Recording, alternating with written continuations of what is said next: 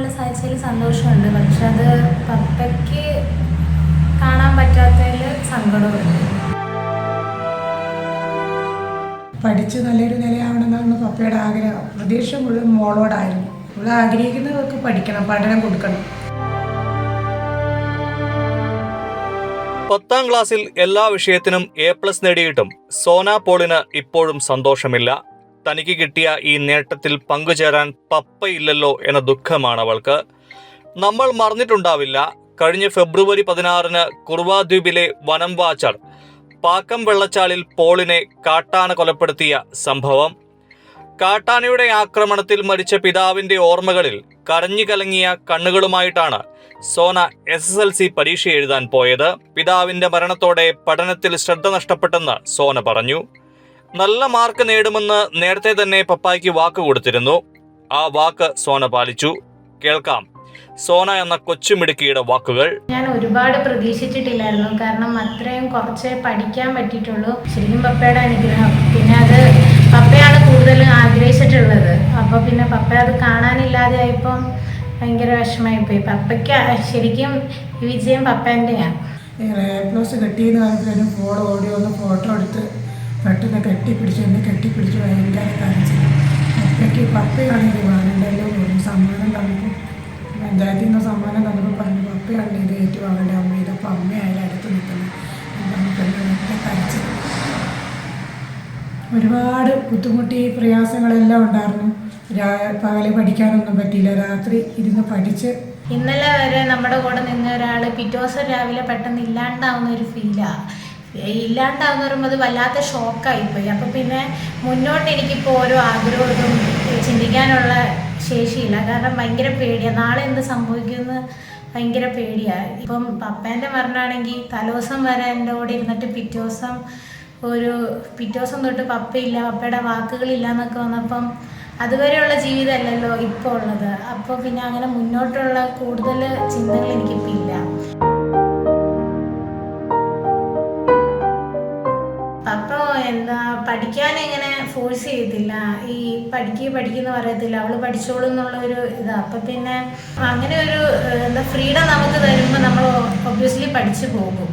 അങ്ങനെ നമുക്ക് ഫ്രീഡം തന്നിട്ട് ആ ഫ്രീഡം കാരണം പപ്പ വിഷമിക്കരുതെന്നുള്ളൊരു ഇതെനിക്കുണ്ടായിരുന്നു. അപ്പോൾ ഞാൻ പഠിക്കേണ്ട സമയത്ത് ഞാൻ പഠിക്കും. പക്ഷേ ഏത് സമയം പഠിക്കുന്നത് അതെനിക്കിഷ്ടമല്ല. രാത്രി ഒരു 9 മണി വരെ ആൾക്കാർ വരും. അത് കഴിഞ്ഞിട്ടാണ് പഠിക്കാറ്.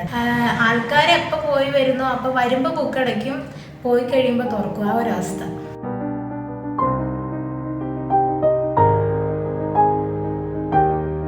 രാഹുൽ ഗാന്ധിയാണ് ആദ്യം ഇവിടെ എത്തിയത്.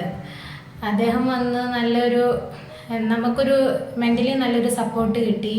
കാരണം ഈ ഒരു അവസ്ഥയിൽ പപ്പയായിരുന്നല്ലോ കുടുംബം നോക്കിക്കൊണ്ടിരുന്നത്. അപ്പോൾ പെട്ടെന്ന് എങ്ങനെ ഇത് മുന്നോട്ട് പോകുന്നൊക്കെ ഉള്ള രീതിയിൽ നല്ല സപ്പോർട്ടായിട്ടാണ് വന്നത്.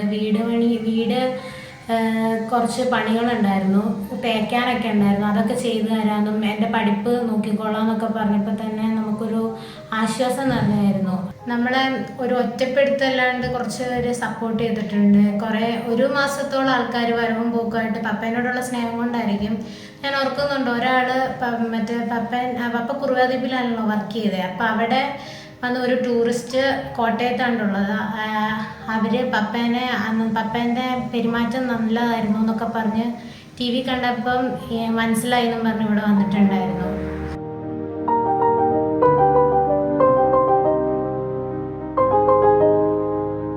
അപ്പോൾ മരിച്ചപ്പിന് അന്ന് ഇവിടെ തന്നെ കുറേ പ്രശ്നങ്ങളൊക്കെ ഉണ്ടാക്കി സമരം ചെയ്തൊക്കെയാണ് 10 ലക്ഷം രൂപ വാങ്ങിച്ചെടുത്തത്. അത് ബാങ്കിൽ ഫിക്സഡ് ഡിപ്പോസിറ്റാണ് ഇട്ടേക്കുന്നത് എൻ്റെ അമ്മയുടെ പേരിൽ.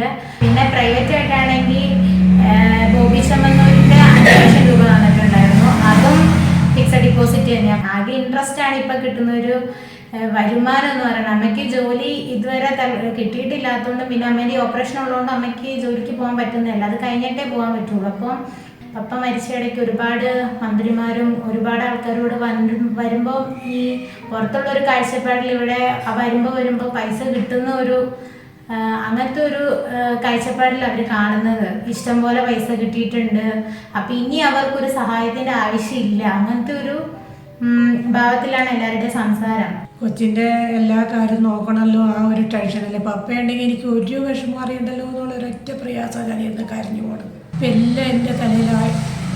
അതാണ് ഞാൻ ചിന്തിക്കുന്നത്, എങ്ങോട്ട് പോകും, എങ്ങനെ ജീവിക്കും എന്നുള്ള ചിന്തയാണ് എനിക്ക്. ദൈവത്തോട് ഞാൻ പറയും, ദൈവം ഇതുവരെയൊക്കെ ഇത്രയൊക്കെ നടത്തി, ഇനിയും മുന്നോട്ട് ദൈവം നടത്തുമെന്ന് ഞാൻ പ്രതീക്ഷിച്ചുകൊണ്ടിരിക്കുകയാണ്.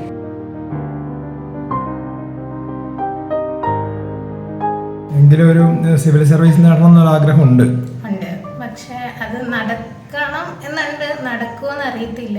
ഞാൻ മാക്സിമം എഫേർട്ട് എടുക്കും. പഠിച്ച് നല്ലൊരു നിലയാവണമെന്നാണ് പപ്പയുടെ ആഗ്രഹം. പ്രതീക്ഷ മുഴുവൻ മോളോടായിരുന്നു. ഇപ്പോൾ മുന്നോട്ട് പഠിക്കാനിപ്പോൾ ഗവൺമെൻറ് പഠിപ്പിക്കുമെന്നൊക്കെ പറയുന്നുണ്ട്, എന്തെങ്കിലും ചെയ്യുമെന്ന് പറയുന്നുണ്ട്. അപ്പോൾ നമുക്കത് ഉറപ്പില്ല. അതിനൊരു എഗ്രിമെൻ്റൊക്കെ തന്നിട്ടുണ്ട്. പിന്നെ ഒരു ജീവിക്കാൻ സാമ്പത്തിക ബുദ്ധിമുട്ടല്ല, ജോലി തരാനൊക്കെ പറഞ്ഞ് ഇതുവരെ അതിൻ്റെ ഒന്നും ആയിട്ടൊന്നുമില്ല.